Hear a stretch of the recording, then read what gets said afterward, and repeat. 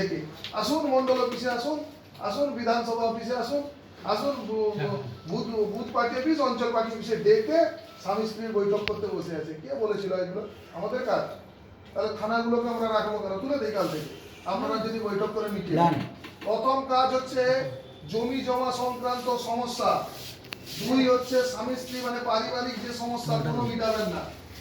দল আমাদেরকে বারবার বলেছে এই সমস্যার মধ্যে যারা ঢুকবেন, দল যদি ব্যবস্থাপনা পায় কোনো পয়সা নিয়ে লেনদেন এর জায়গা তার নামে করে দেওয়া, 14 বছর আগে 15 বছর আগে কি দেখা যাবে 20 বছর আগে চাষ করতে জমি ছাড়িয়ে নিচ্ছে, এতদিন কোথায় ছিল?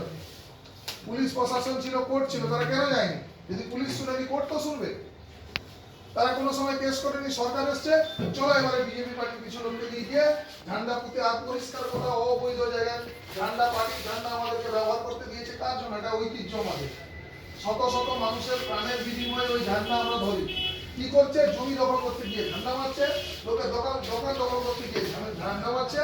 কি করছে? খাস জায়গায় গিয়ে ঝান্ডা মারছে, মানে ঝান্ডাটা মানে কি সিপিএম পার্টির মতো শুরু করে দিচ্ছে দখলদারি।